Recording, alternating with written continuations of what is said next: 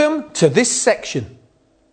The code recognises the benefits of sprinklers. However, there's a few myths that I need to quash straight away now on sprinklers. Because what do you think of them? If I said I'd come round your house today and fit a sprinkler in your house, how many people would you want them?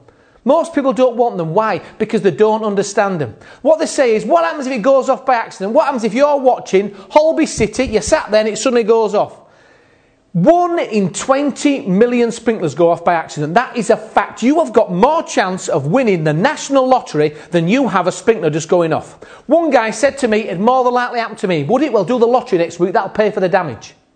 Sprinklers reduce water damage. Windsor Castle, the fire. Do you know how much water the fire brigade are expected to put on Windsor Castle?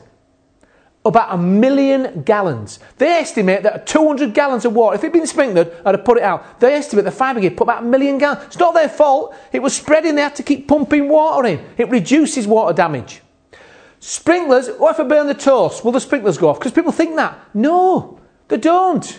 Sprinklers have an RTI of about 50. Smoke detectors are 0.5. A sprinkler is 100 times less sensitive than a smoke detector. In other words, it won't go off. Sprinklers go off, there's a fire. It's got to be a fire. Sprinklers generally go off when the fire is about 1 megawatt, which is quite a significant fire. I'll tell you what, Bruce Willis has ruined the industry. In the movies, he sets one sprinkler off, what happens? They all go off. What's happening there then? It's rubbish, that's wrong. If there's a fire in a room, the only sprinkler that goes off is the one in the room. They don't all go off. That's a movie. It'd be a rubbish film if you had to go down and light them all, wouldn't it? It'd take him hours. But people believe that. They believe, and this is the biggest belief, they believe if a sprinkler goes off in a building, they all go off and the building's flooded. Rubbish. Only the one in the room. In the James Bond film, in Casino Royale, he went to the airport, set the sprinklers off, automatic, the whole lot went off. That's not a sprinkler system. What's happening there then? That's not sprinklers, that's drenchers. Sprinklers don't operate like that. Sprinklers do not all go off together. Now, sprinklers can actually keep temperatures below 100 degrees. So there's always this implication between sprinklers and glazed partitions. If sprinklers can keep the temperatures well below 100 degrees, isn't the option of using ordinary toughened glass instead of the very expensive insulated glass, should that not be considered? Now, that's not mentioned in the code, but it doesn't mean you can't apply it. If you've got a room that's fully sprinklered, especially fast response sprinklers, why do you need all that glass? Now, there has been an argument about this, saying, well, what happens if the glass is not cooled universally and it goes off, the sprinklers go off and it cracks the glass? Well, I'm sure they've done some tests on it, or they should do tests on it. It's not the case. Generally, if sprinklers go off, you don't necessarily need all that glass. It should be at least considered. Now, the trade-offs of sprinklers. Sprinklers offer major benefits. Logically, some trade-offs should apply. And it's generally not the case. Why? People say, what if they don't work? What if they don't work, mate? What if they don't work? All right, then, what if a fire door don't work? Have you ever asked that question?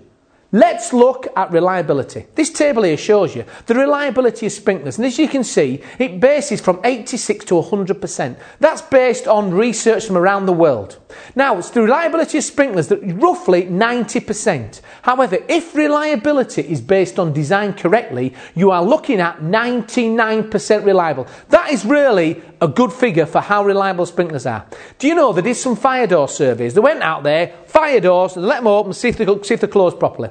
And in the end, they found that only half of the doors were reliable.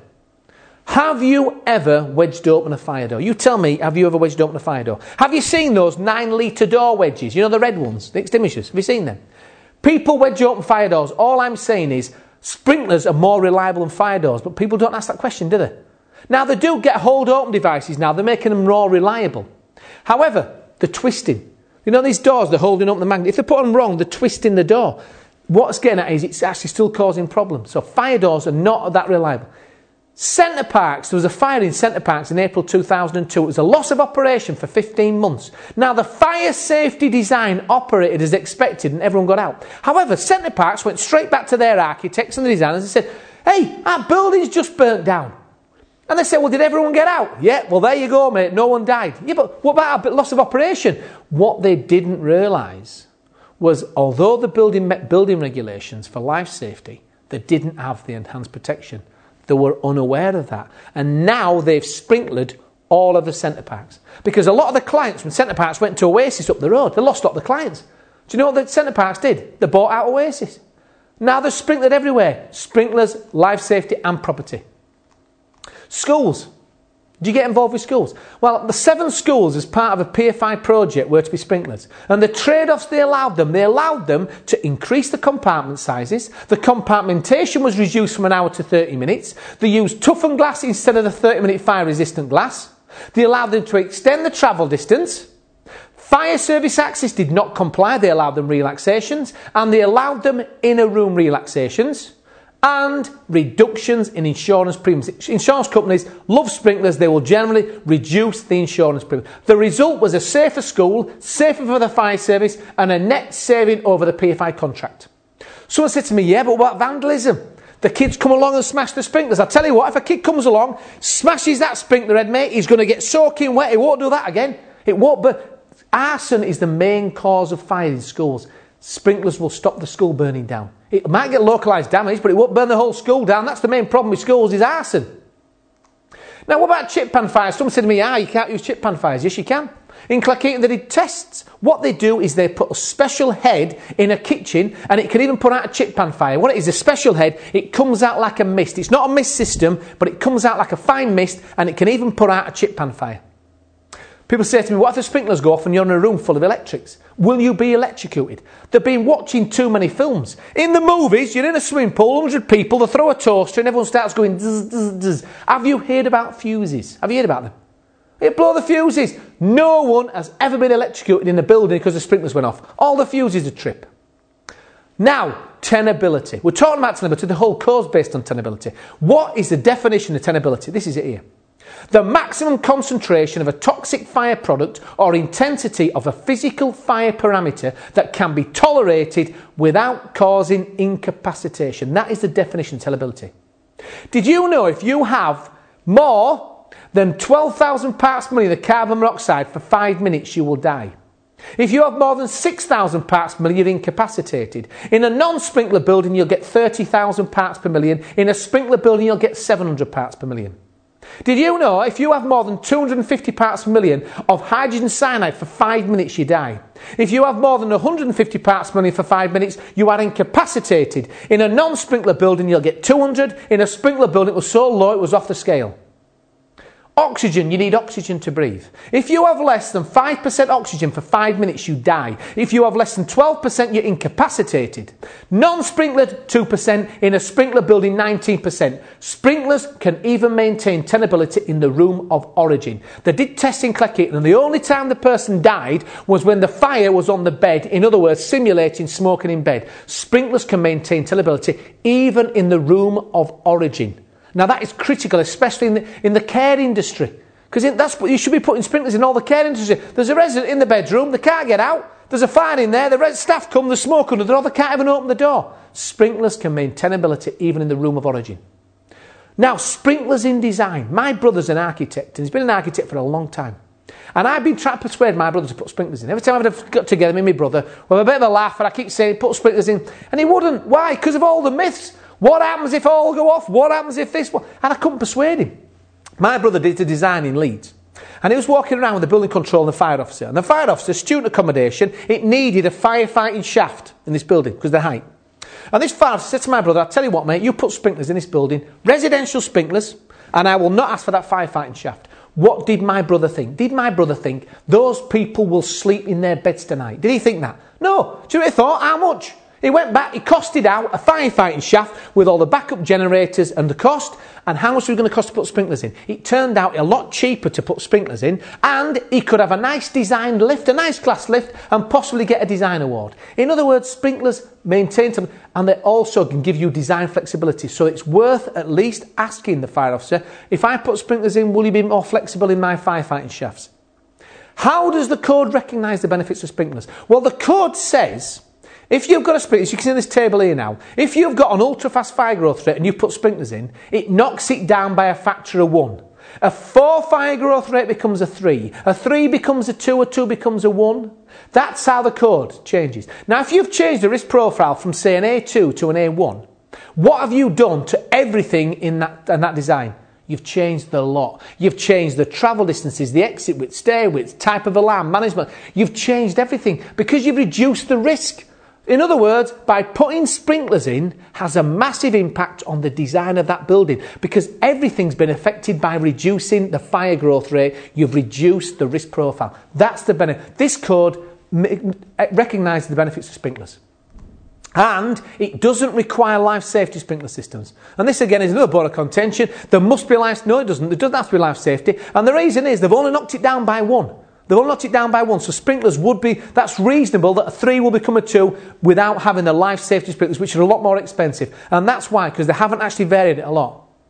Now this code does also recognise residential sprinklers. They're also recognised. You can get residential sprinklers, and if it's residential, you can reduce the risk profile of that residential from a C3 to a C2, which again has a massive impact on travel distances, everything else. However, one thing, it doesn't do it for the fire resistance.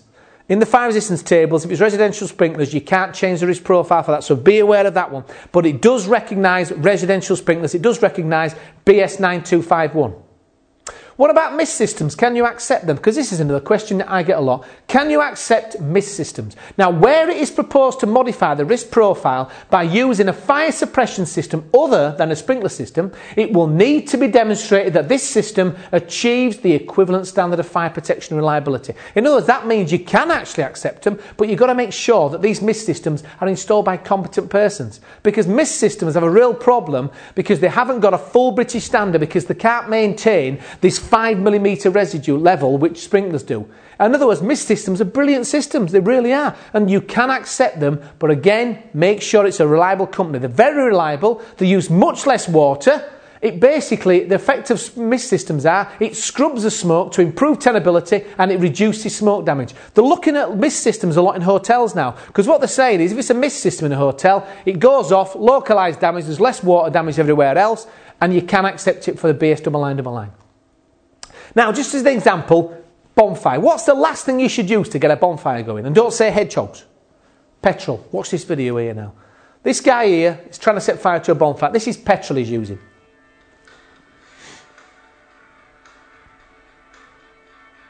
Now, this is petrol he's using on there. Not paraffin, petrol. Now, has he put enough petrol on? Nope, get a bit more on.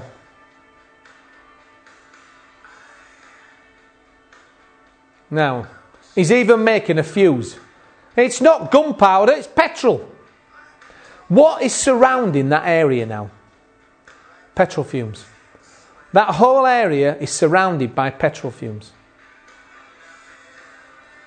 I'll tell you what, you wouldn't do that anymore, would you? Price of petrol nowadays. Anyway, he just loaded all that petrol on. If you want to look away, now is the time to look away. No one's injured, but if you want to look away...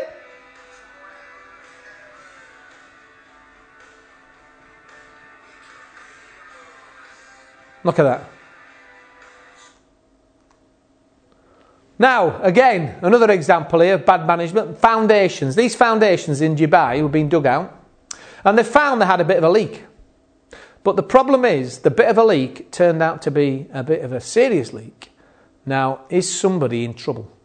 Can you imagine ringing up the boss? Can you come down, boss? We've had a bit of a leak. Can you bring a pump with you? Somebody is in trouble in that design there. They've not worked something out. The next thing I'm going to look at is management. This is an issue. Management is very important. There's no point in designing buildings, putting sprinklers in, smoke detection in, and if no one maintains the building, management is essential. And BS double line requires a certain level of management, and the level of management is dependent on the risk profile. The code has got 3 different management levels, management level 1, 2 and 3. This table here shows you, table 6 here, basically the management levels for different risk profiles. For example, an A2 risk profile requires an A2, and an A2 risk profile requires a management level 2. Whereas an A3, which is a worse risk profile, it's got a fast fire growth rate, requires management level 1. Do you understand? The management level depends on the risk. It depends on, it doesn't mean management's not important, it is important, but it depends on the risk. Lower risk profiles can have a lower management level because the outcome's lower.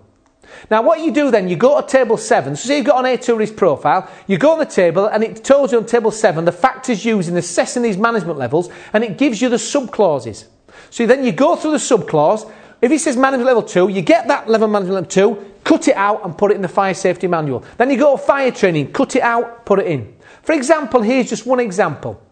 Fire training. In a level 2 system, the training ensures that there are sufficient numbers of staff trained in all aspects of fire prevention, fire protection and evacuation procedures, and they should be able to use the appropriate extinguishing equipment and media so as to provide full coverage of the building, but it has no contingency provision. So that's a level 2. A level 1 would have to have exactly the same, but it would have to have the contingency provision. Do you understand? The different levels of management are dependent on the risk profile. All you do is you cut out the relevant section, management 2, and you paste it into the management level so the building occupier realises what level of management is important. Now, ADB does not do this, but it implies you have to do it because you have to do it under the Regulatory Form Fire Safety Order anyway. Management is important in all buildings. Is this well designed? Look at that picture. Is that well designed? I don't know which came first. Was it the screen or was it the camera? But is that well designed? What about that one? It's not quite finished yet. What about that one? Is that Alvida's aim pet? Does that look level? Who's got a spirit level? Fire drills. Do you do fire drills in your workplace? How frequently? Well, the code says based on the risk. General guidance is every 6 months. Now, should you tell people when you're doing a fire drill? Should you tell people? If I told you, lot, 3 o'clock is a fire drill, what's happening at 2 to 3? Hey, handbag ready, coat on, off we go. One guy, he told everybody 3 o'clock was a fire drill. He looked outside at 2 to 3, there's 18 people at the assembly point having a fag break waiting. It's going to go off soon. Would you set the alarm off if they're all out there waving at you? That's the problem. That's the problem.